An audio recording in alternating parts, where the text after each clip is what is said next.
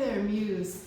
I'm Bonnie Buckley, and I'm the director of Super String Studio, where it is our main mission to see that we have a future of string music in the 21st century, and we totally do things that are in line with supporting string music teachers.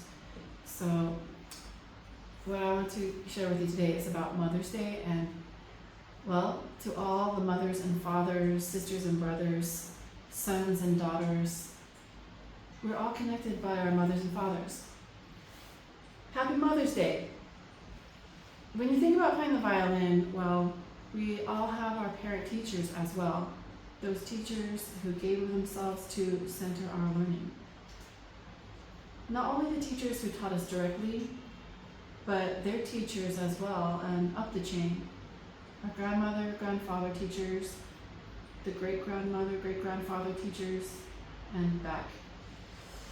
I have the great privilege of being the grandchild student, so to speak, of a couple of very well-known violinists. Well, we all know them. That was David Oistrakh and Ivan Galamian, and as well as Roman Tottenberg.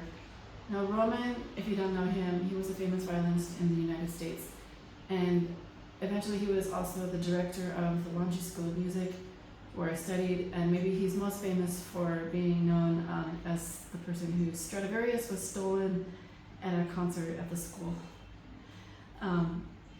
So anyway, when I was admitted to Longy, I was 21 years old into the violin diploma program, and Roman said, "Are you sure you're old enough?" And I took it as a compliment.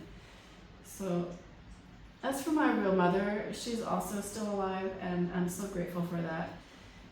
I think she's enjoying the weekend today and the coming couple days at the coast with my brother, and hopefully they'll have nice weather. And she's also a music teacher. She's taught several generations of keyboard players and accordion before I was born, piano. She has touched so many hundreds of people's lives. So the main idea for my communication to you today is to stir your memory about your own string instrument playing history and teachers you've had.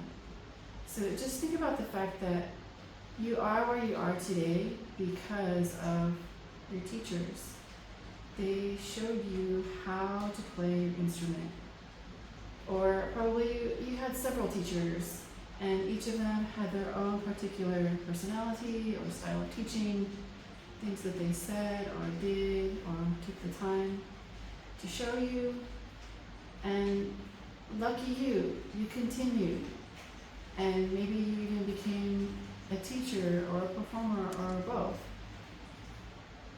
Or maybe you had teachers who weren't so great and said something discouraging or negative toward you, and maybe you felt like you should quit, or that you just didn't want to continue with violin, or maybe you went through a period when you had to overcome something negative that a teacher once told you. Well, maybe you had something really negative. I certainly did, actually. I'm thinking of a teacher. Well, I've had more than one. One was my first teacher in college. Well, actually, I didn't finally study with her, but at the beginning, she just judged me based on my life experience, and she said, "I'm not going to teach you because you don't have a future. There's no way you're going to become a violinist, and I've taught other people like you, and it's not for you."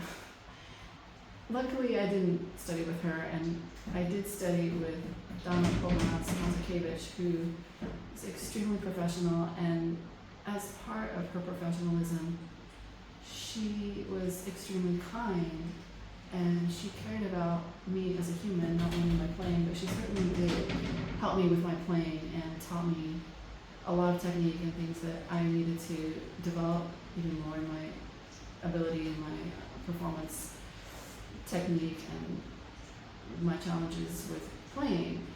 But she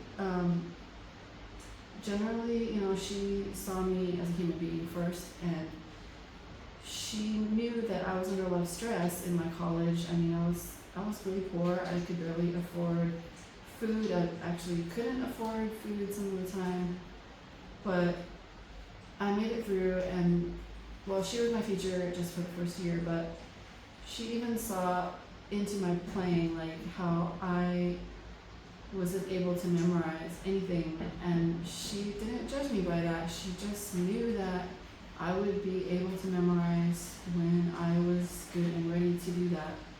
And for me in my life, I think that I had to overcome a lot of obstacles mentally, just a lot of stress and things that I had to do to survive. And well, actually, I found that I'm able to memorize now and perform from memory, which took me most of my life. I mean, I wasn't able to do that as a kid. I wasn't able to do that in college. It doesn't mean that I couldn't play professionally. It also doesn't mean that I couldn't teach, but I had to reach the place where I had the mental space to be able to do it. And I think that was close to age 50. So maybe you are good at memorizing, but maybe you have students who cannot do it. So it's just something to think about, that maybe your experience might be different from what your students are going through. Maybe you don't have students, but maybe you do. And well, thank you for your attention, and if you would like to receive more uplifting ideas and things to think about with your own stream teaching, please do subscribe, and I look forward to getting to know you. Happy Mother's Day.